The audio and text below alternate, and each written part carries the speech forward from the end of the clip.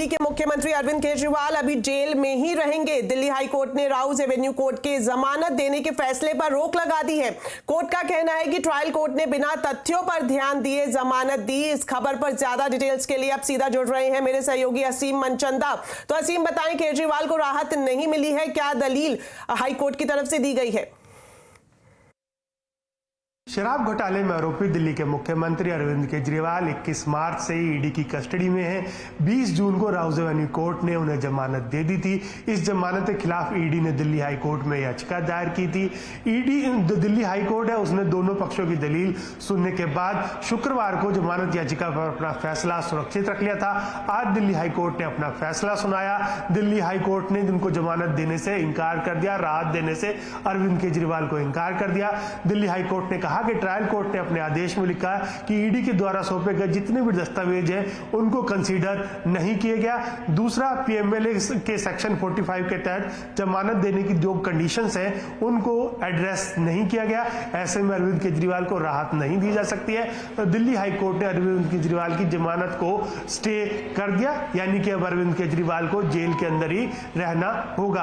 अब अरविंद केजरीवाल जल्दी ही supreme court का रुख कर सकते हैं। शुक्रिया सीएम इस पूरी जानकारी के लिए।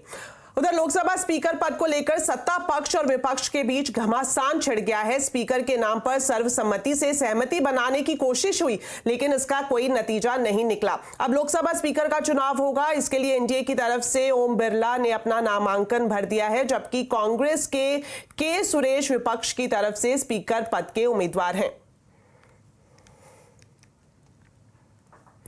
नामांकन भरने के बाद के सुरेश ने कहा कि ये उनकी पार्टी का फैसला है।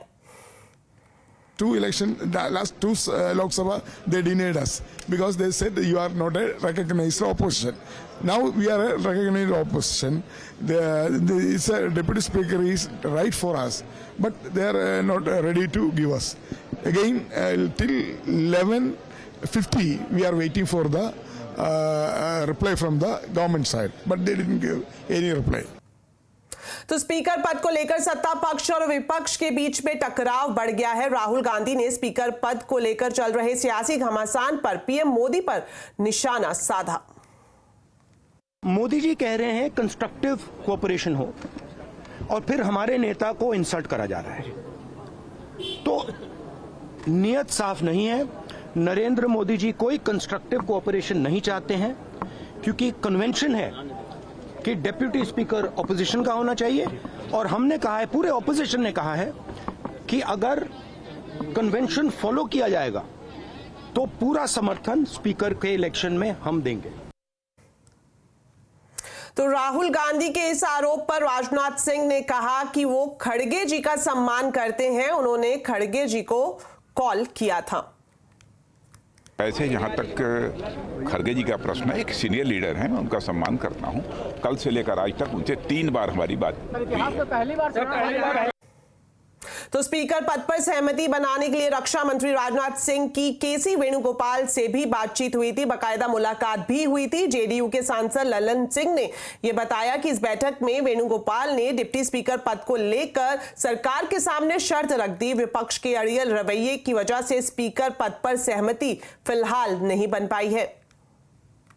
देखिए, अध्यक्ष के विषय पर बात करने के लिए श्री वेणुगोपाल जी और टीआर बालू साहब आए थे, और माननीय रक्षा मंत्री जी से चर्चा उन्होंने की। माननीय रक्षा मंत्री जी ने उन्हें अब एनडीए की तरफ से जो स्पीकर के लोकसभा के अध्यक्ष के उम्मीदवार हैं उनका नाम बताया, और उन्होंने समर्थन मांगा। कांग्रेस पार्टी वेणुगोपाल साहब का कहना था कि आप उपाध्यक्ष का पद अभी आप इसी समय उसको स्वीकार करें। माननीय रक्षा मंत्री जी ने उनको कहा कि जब उपाध्यक्ष का चुनाव होगा तो हम निश्चित तौर पर हम सभी लोग बैठ के बात करके उपाध्यक्ष तय करेंगे। लेकिन वो शर्त पर अड़े रहे, और शर्तों के आधार पर वो लोकतंत्र चलाना चाहते हैं, दबाव की राजनीति करना चाहते हैं। तो ये लोकतंत्र में नहीं चलता है, दबाव की राजनीति नहीं चलती। तो केंद्रीय मंत्री पीयूष गोयल ने भी विपक्ष के रवैये को लेकर हमला बोला है। उन्होंने विपक्ष के शर्त रखने के रवैये को ठीक नहीं बताया। पहले लोकसभा का उपाध्यक्ष कौन होगा वो पहले तय करें, फिर अध्यक्ष के लिए समर्थन मिलेगा। इस प्रकार की राजनीति को हम की निंदा करते हैं और मुझे लगता है कि अच्छी परंपरा ये रहती कि लोकसभा निर्विरोध एक सर्वसम्मति से अध्यक्ष चुनता तो लोकसभा की भी मर्यादा अच्छी रहती, सभी पक्ष का उसमें योगदान रहता और स्पीकर वैसे भी किसी सत्तारूढ़ पार्टी या विपक्ष का नहीं होता है, वो पूरे सदन का होता है। वैसे ही उपाध्यक्ष भी कोई पार्टी या दल का नहीं होता है, पूरे सदन का होता है। स्पीकर का पद को लेकर के आज तक चुनाव नहीं हुआ और स्पीकर किसी एक पार्टी का नहीं होता है। स्पीकर पूरा सदन का संचालन करने के लिए एक सर्वसम्मति से बनाया जाता है। कांग्रेस पार्टी ने अगर स्पीकर पद को चुनौती देने के लिए नामांकन पत्र बढ़ाया है तो ये अफसोस की बात है, क्योंकि आज तक स्पीकर पद को लेकर के चुनाव नहीं हुआ है। तो स्पीकर पद को लेकर सत्ता पक्ष और विपक्ष के बीच में खींचतान साफ तौर पर देखी जा सकती है। क्या कुछ अपडेट है, ये जानने के लिए अब सीधा चलते हैं हमारे economic policy editor Lakshman Roy के पास। तो लक्ष्मण जी, सबसे पहले यही जानना चाहेंगे कि दोनों तरफ से नामांकन भरे जा चुके हैं, बीजेपी की बात करें या फिर इंडिया गठबंधन की बात करें, अब आगे किस तरह से सर्वसम्मति से स्पीकर पद को लेकर फैसला बनाए जाने की कोशिश की जा सकती है, इसका हल क्या हो सकता है? देखिए, अब जिस स्तर पे बातचीत या विवाद पहुंच चुका है वहां पर अब सर्वसम्मति से स्पीकर पद का चुनाव होना तो संभव नहीं लग रहा है। अब स्पीकर पद के लिए चुनाव होगा, ये लगभग तय है। कल इसके लिए चुनाव होगा, 11 बजे ये चुनाव प्रक्रिया शुरू होगी। पहले लोकसभा में इसके लिए एक प्रस्ताव लाया जाएगा कि 2 मोशन लाया जाएगा। एक कि स्पीकर पद के लिए एक नाम ये आए हैं ओम बिरला, जो कि सत्ता पक्ष की तरफ से, विपक्ष की तरफ से ये नाम आए हैं के सुरेश, और फिर दोनों पे वोटिंग कराई जाएगी, जिसपे सामान्य बहुमत से जिसके पक्ष में वोटिंग होगी वो स्पीकर चुने जाएंगे। क्योंकि संख्या बल के हिसाब से एनडीए के पास पर्याप्त बहुमत है, तो स्पीकर के तौर पर एक बार फिर से ओम बिरला चुने जाएंगे, इस पर कोई शक नहीं है। लेकिन एक बात जरूर है कि आमतौर पर यह माना जा रहा था कि स्पीकर पद सर्वसम्मति से चुना जाएगा, वो नहीं हो रहा है। हालांकि इससे पहले 2 बार ऐसे मौके आए हैं जब स्पीकर पद के लिए चुनाव हुआ है। सबसे पहला मौका तभी आ गया था जब भारत आजाद हुआ था, उसके बाद 1951 में ही चुनाव हुआ था स्पीकर पद के लिए। उसके बाद आपातकाल के समय चुनाव हुआ था। अब ये तीसरा मौका होगा जब स्पीकर पद के लिए यहाँ पे चुनाव होगा। लेकिन इसके राजनीतिक मायने काफी ज्यादा है। पहली बात कि संख्या बल में थोड़ी सी मजबूती आई है विपक्ष में। विपक्ष कोई भी मौका नहीं गंवाने देना चाहता है अपनी उपस्थिति दर्ज कराने को लेकर के। इस वजह से आपने देखा कल जब सदन की कार्रवाई शुरू हुई तो हाथ में संविधान की कॉपी लेकर प्रदर्शन किए गए। फिर आज मामला उठ रहा था बहुत ज्यादा जोर शोर से कि इमरजेंसी के 50वीं वर्षगांठ है, तो इस मौके पे जो है सो मामला उठ रहा था। तो यहाँ पे कांग्रेस थोड़े से बैकफुट आ सकती थी। तो कांग्रेस ने एक नया मुद्दा स्पीकर के मुद्दे पर अपने उम्मीदवार खड़ा करके पूरी चर्चा को, पूरी हेडलाइन को अपनी तरफ भी मोड़ लिया है। तो ये एक चीज है। लेकिन एक और महत्वपूर्ण बात ध्यान दीजिएगा कि कांग्रेस ने अपना उम्मीदवार रखा है। इसमें एक राजनीति ये शुरू हो गई है कि क्या ओम बिरला के पक्ष में जितने एनडीए के सांसद है उससे ज्यादा वोट मिल जाएंगे क्या? या इसलिए क्योंकि कांग्रेस ने अपना उम्मीदवार के सुरेश तो खड़ा किया, लेकिन इनके ही खुद के सहयोगी दल, इंडिया ब्लॉक के जो सहयोगी दल हैं, उनमें से कई लोगों ने कहा कि हमसे संपर्क भी नहीं किया गया। जैसे टीएमसी ने कहा हमसे संपर्क नहीं किया गया, हम इस पर फैसला लेंगे। इसे दूसरे सहयोगी दल भी आरोप लगा रहे हैं। हालांकि 8 बजे इंडिया गठबंधन के सहयोगी दलों के साथ बैठक होनी है, फिर वहां पे आगे की रणनीति देखी जाएगी। लेकिन स्पीकर पद का चुनाव होना, चुनाव में कौन किसके पक्ष में वोट देता है, कितनी संख्या मिल पाती है ओम बिरला को, ये देखना काफी अहम होगा। जी लक्ष्मण जी, आपसे ये भी जानना चाहेंगे, डिप्टी स्पीकर को लेकर भी यहाँ पर पेच फंसा हुआ दिखाई दे रहा है। क्या अब उनका चुनाव भी होगा, लेकिन उनका सिलेक्शन भी चुनाव के जरिए ही किया जाएगा? देखिए, आमतौर पे डिप्टी स्पीकर को लेकर परंपरा का हवाला दिया जा रहा है, लेकिन मामला सिर्फ परंपरा तक नहीं है। इसमें 3 पहलू है। कानूनी पहलू, परंपरा क्या कहती है और राजनीति क्या कहती है। कानूनी पहलू के हिसाब से देखें तो संविधान के आर्टिकल 93 में ये साफ लिखा गया है कि जो चुने हुए सदस्य होंगे लोकसभा के, वो स्पीकर और डिप्टी स्पीकर पद का चुनाव करेंगे। लेकिन यहाँ पे जो शब्द इस्तेमाल किया गया, उस शब्द में शैल शब्द का इस्तेमाल किया अंग्रेजी में। इसका कानूनी अर्थ ये निकाला जा रहा है कि डिप्टी स्पीकर का चुनाव भी होना, लगभग तय है या फिर क्या कानूनी तौर पे ज़रूरी है। अब इस पर अगर आप आएंगे नीचे तो लोकसभा का जो रूल बुक है उसमें 9 नंबर पे रूल पे ये कहा गया है कि जितना जल्दी हो सके उतना जल्दी चुनाव कराया जाए। कोई तारीख यहाँ पे तय नहीं की गई है, इसलिए कब चुनाव होगा डिप्टी स्पीकर का ये नहीं कहा गया है। तो ये एक सबसे महत्वपूर्ण बात है। और पिछले लोकसभा में आप देखें तो जो एनडीए के दूसरे हिस्से कार्यकाल का था वहाँ डिप्टी स्पीकर था ही नहीं, मामला सुप्रीम कोर्ट तक गया। तो फिर यहाँ कहा गया कि डिप्टी स्पीकर कब चुना जाना है, तारीख तय किया जाना है, कोई कामकाज बाधित नहीं हो रहा है। तो कानून ये कहता है।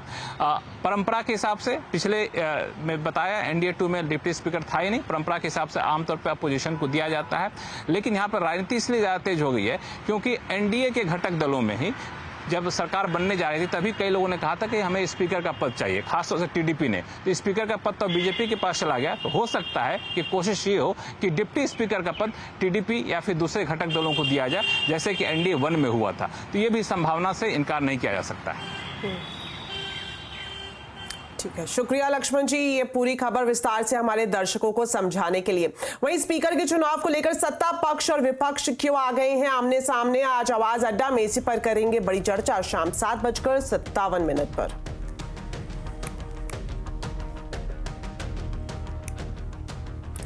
चलिए अब बात करते हैं बाजार की। शेयर बाजार ने एक बार फिर से नए आयाम छू लिए हैं। फिर निफ्टी एक्सपायरी के दिन बाजार फुल जोश में है। सेंसेक्स निफ्टी बैंक नए शिखर पर बंद हुए। सेंसेक्स पहली बार 78,000 के पार पहुंचा तो निफ्टी 183 पॉइंट चढ़कर 23,721 पर बंद हुआ। वहीं दूसरी ओर निफ्टी बैंक की बात करें तो ये 902 पॉइंट चढ़कर 52,606 पर बंद हुआ। डिटेल्स लेते हैं सुमित मेहरोत्रा से। तो सुमित, सबसे पहले बताएं आज बाजार की बड़ी बातें। देखिए आज रिकॉर्ड स्थानों पर जाके कहीं सेंसेक्स निफ्टी बैंक आज बंद होते हुए दिखाई पड़े और एक बढ़िया तेजी रही तमाम तीनों इंडिसेस के अंदर। और जो तेजी थी वो सिर्फ सेंट्रिक थी लार्ज कैप स्टॉक्स की तरफ ही, तभी मिड कैप स्मॉल कैप में उतना एक्शन नहीं था जितना फ्रंट लाइन इंडेक्स के अंदर देखने को मिला। एक बढ़िया तेजी रही एचडीएफसी बैंक में, एक्सिस बैंक में, आईसीआईसीआई बैंक में, जो कि आज पहली बार $100 बिलियन क्लब के पार पहुंचता हुआ दिखाई पड़ा और एक अच्छी तेजी वहां पर भी बनते हुए दिखाई पड़ी। मिड कैप में आज शुरुआती कारोबार में हायर लेवल्स बनाए, रिकॉर्ड बनाए, लेकिन वहां प्रॉफिट टेकिंग देखने को मिली। लेकिन जो बिकवाली थी वो खरीदारी थी बैंकिंग में, आईटी में बिकवाली थी, मेटल में, रियल्टी में, पीएसयू में, जहां पर कुछ हद तक बिकवाली का दौर बनता हुआ दिखाई पड़ा। लेकिन एक अच्छा सेशन जबकि लार्ज कैप ने एक्टिवली पार्टिसिपेट किया मार्केट में। कि आज किन शेयर्स में एक्शन दिखा और कहां सुस्ती रही? देखिए सबसे बढ़िया एक्शन जो था वो था बैंकिंग स्पेस में और खास तौर से जो बढ़िया मूव देखने को मिला उसमें एनबीएफसी स्पेस ज़्यादा पार्टिसिपेट कर रहा था, बैंक ज़्यादा पार्टिसिपेट कर रहे थे। श्रीराम फाइनेंस 4% ऊपर, एक्सिस बैंक 3.5% ऊपर, आईसीआईसीआई बैंक 2.5% ऊपर, एचडीएफसी बैंक करीब 2.5% तेजी यहाँ बनते हुए दिखाई पड़ी। गिरने वाले शेयरों में बीपीसीएल लगातार दूसरा जबकि प्रेशर, आयशर मोटर 2% नीचे, पावर ग्रिड 1.5% नीचे और एशियन पेंट करीब 1.5% बिकवाली यहाँ बनते हुए दिखाई पड़ी। मिड कैप में बढ़ने वाले शेयरों में एलआईसी हाउसिंग फाइनेंस 4% ऊपर, पतंजलि 5% ऊपर, अपोलो टायर 4% ऊपर, एचडीएफसी एएमसी 3.5% तेजी यहां पर देखने को मिली। और गिरने वाले शेयरों में मैक्रोटेक डेवलपर 4.5% नीचे, ओबरॉय 4% नीचे, जेएसडब्ल्यू एनर्जी 3.5% नीचे और प्रेस्टीज 3.5% नीचे। यानी कि 4 में से जो 3 नाम थे वो करीब रियल एस्टेट स्पेस से ही आते हुए दिखाई पड़े। शुक्रिया सुमित इस पूरे मार्केट अपडेट के लिए। वहीं बजट के बाद बाजार का नजरिया बदलने की उम्मीद है, ये कहना है पैसिफिक पैराडाइम एडवाइजर्स की फाउंडिंग पार्टनर पुनीता कुमार सिन्हा का। वहीं साथ ही पुनीता ने केमिकल्स, आईटी सेक्टर से लेकर प्राइवेट सेक्टर बैंक में निवेश की रणनीति पर सलाह दी है। हो सकता है मार्केट का जो नजरिया है बजट के बाद थोड़ा बदल जाए, पर अभी तक जैसे कि आप देख रहे हैं ग्लोबल क्यूज भी करीब अनचेंज्ड ही चल रहे हैं, जैसे कि इलेक्शन रिजल्ट से पहले थे। और सब ध्यान इन्फ्लेशन, इंटरेस्ट रेट्स पर ही बना हुआ है सब जगह वर्ल्ड में। अगर आप देखें मोमेंटम तो अभी केमिकल्स में है, मोमेंटम आईटी में तो अभी नहीं है, पर मेरे ख्याल से वैल्यू है आईटी में। और कभी ना कभी इस साल रिकवरी आईटी में सेक्टर में ग्लोबली आएगी। थोड़ा सा शिफ्ट तो प्राइवेट बैंक्स की तरफ होगा, बिकॉज अब जो वैल्यूएशंस थे पीएसयूज की वो उतनी अच्छी नहीं रही। तो बाजार में आज सिर्फ प्राइवेट बैंकों का जलवा है, उसमें भी HDFC बैंक सबसे ज्यादा चमक रहा है। दरअसल बैंक पर बर्नस्टीन बुलिश है। क्या कहा गया है रिपोर्ट में, बताने के लिए एक बार फिर से हमारे साथ जुड़ गए हैं सुमित मेहरोत्रा। तो सुमित, बताएं क्या कुछ कहा गया है इस रिपोर्ट में। देखिए, आज HDFC बैंक में एक बढ़िया तेजी देखने को मिली। 13 लाख करोड़ के पार मार्केट कैप पहुंचते हुए दिखाई पड़ी। 1700 के पार शेयर पहुंचा। बर्नस्टीन की तरफ से एक रिपोर्ट आई है और करीब करीब 2100 रुपए के टारगेट्स के लिए उन्होंने खरीदारी की राय दी है। ROA में एक बढ़िया ग्रोथ, यानी कि 1.8% से बढ़कर 2% के ऊपर ROA पहुंचने की बातचीत की है और उन्होंने आउट परफॉर्म के साथ एक रेटिंग भी दी है। लक्ष्य भी करीब 2100 रुपए के आसपास का रखा है। ब्रांच एक्सपेंशन कंपनी के लिए काफी बेहतर रहने वाला है। लोन मिक्स कंपनी के लिए बेटर रहेगा, जिससे ROA के अंदर एक अच्छा एक्सपेंशन आने की उम्मीद लगाई जा रही है। कॉस्ट ऑफ फंड्स में एक कमी और मार्जिन गोइंग फॉरवर्ड बेटर रहेंगे, जिसकी वजह से ROA में एक अच्छी ग्रोथ आते हुए दिखाई पड़ सकती है। तो बर्नस्टीन को लगता है कि एक अच्छे आउट परफॉर्मेंस के लिए आप प्राइवेट बैंकिंग स्पेस में HDFC बैंक को देख सकते हैं और करीब करीब 2100 रुपए के टारगेट्स उनकी तरफ से आते हुए दिखाई पड़े हैं। शुक्रिया सुमित इस पूरे मार्केट अपडेट के लिए। तो बजट से पहले वित्त मंत्री की बैठकों का दौर जारी है। आज वित्त मंत्री ने ट्रेड और सर्विस सेक्टर के प्रतिनिधियों से मुलाकात की है। शाम को रोजगार और स्किल से जुड़े संगठनों से वित्त मंत्री मिलेंगी। इसके साथ ही सरकारी बैंकों के प्रमुखों से भी मुलाकात वित्त मंत्रालय में की जाएगी। We're looking at how do you accelerate overall industry growth. One of the key requirements is investment in R&D, investment in IP, investment in deep tech. And we need the deep tech policy out that has been waiting with government for a long time. We need the policy out. We need to create patient capital in the country. The deep tech funding is very, very important. हम लोगों ने madam से request किया कि China से जो ये dumping हो रहा है, स्पेशली जो पेट्रोकेमिकल्स और केमिकल प्रोडक्ट का, उनको इवेल्युएट किया जाए और जो डंपिंग चाइना बहुत सस्ते प्राइस में कर रहा है बिकॉज उनको गवर्नमेंट से बहुत सब्सिडी मिलती है, तो उसको इवेल्युएट किया जाए। हमने मैडम को एक रिपोर्ट भी दिया जो US की गवर्नमेंट की एक ग्रीन मेंटल एजेंसी ने किया है, जो बताती है कि चाइना कैसे सब्सिडी देके इंडिया को टारगेट करता है। इंटरेस्ट सब्वेंशन स्कीम है वो 30 जून को एक्सपायर हो रही है। हमारा जो रिक्वेस्ट रहा है, हम ये कह रहे हैं कि 30 जून से जो एक्सपायर हो रही है उसको 3 साल के लिए बढ़ाया जाए और उसके अलावा इसको 3 से 5% तक करा जाए, क्योंकि रेपो रेट सब बढ़ गया है, इंटरेस्ट रेट बढ़ गया है। डायमंड इंप्रेस लाइसेंस में ये हमारा क्या कभी का ये मुद्दा था कि इसमें कि पहले जब ये ड्यूटी नहीं थी तो डायमंड इंप्रेस लाइसेंस हटाया गया था। अभी ड्यूटी आ गई तो we have asked to reinstate. तो चलिए अब इस खबर पर सीधा जुड़ते हैं आलोक प्रियदर्शी से, जो कि वित्त मंत्रालय के बाहर मौजूद हैं। तो आलोक, आपसे जानना चाहेंगे कि FM की जो मीटिंग्स अब तक हुई हैं, क्या कुछ उसमें विश लिस्ट में बातें निकलकर सामने आई हैं और शाम में किनके साथ वित्त मंत्री की अहम बैठक होने वाली है? देखिए, जो अभी सुबह में ट्रेड एंड सर्विसेज के साथ बैठक हुई, खासतौर से जो एक्सपोर्टर हैं उनके बॉडी FIO, जो जेम्स एंड ज्वेलरी है उनके बॉडी GJEPC और तमाम जितने भी एक्सपोर्ट और जो ट्रेड एंड सर्विसेज से जुड़े हुए लोग हैं वहाँ यहाँ पे आए थे। खासतौर से अगर देखें तो जो सीमेंट इंडस्ट्री था उनका ये कहना था कि सरकार का फोकस हाउसिंग पे रहना चाहिए, इंफ्रास्ट्रक्चर पे रहना चाहिए, कैपेक्स बढ़ाना चाहिए ताकि आने वाले दिनों में सीमेंट की डिमांड बढ़ सके।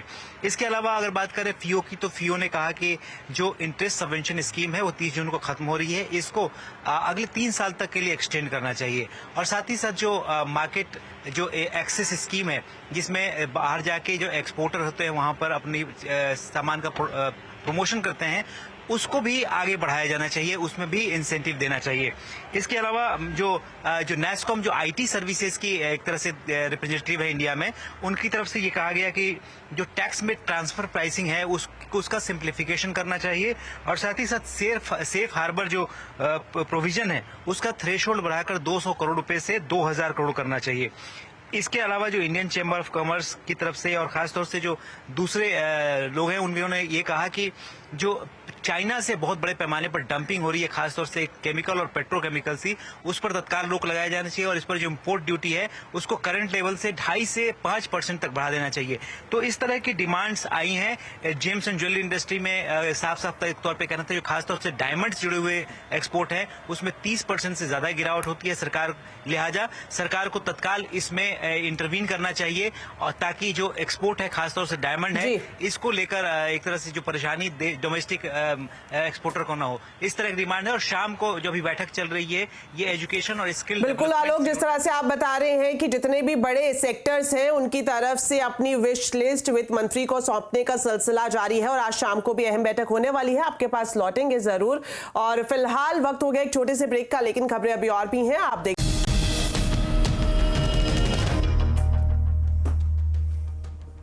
ब्रेक के बाद आपका स्वागत है। अफगानिस्तान की टीम ने आज वेस्टइंडीज के सेंट विंसेंट स्टेडियम में इतिहास रच दिया। अफगानिस्तान ने बांग्लादेश को 8 रन से हराकर इतिहास में पहली बार किसी आईसीसी टूर्नामेंट के सेमीफाइनल में जगह बना ली है।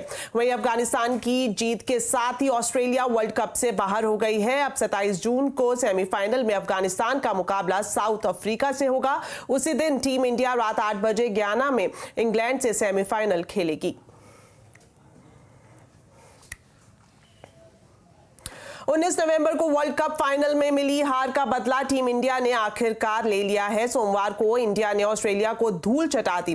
भारत ने पहले बल्लेबाजी की और 205 रन का टारगेट रखा। रोहित शर्मा ने 92 रन की शानदार पारी खेली। इसके बाद बुमराह और कुलदीप ने कमाल की गेंदबाजी करते हुए ऑस्ट्रेलिया को 181 रन पर ही रोक दिया। ऑस्ट्रेलिया को भारत ने 24 रन से मात दी है। अब 27 जून को भारत इंग्लैंड के साथ सेमीफाइनल खेलेगा।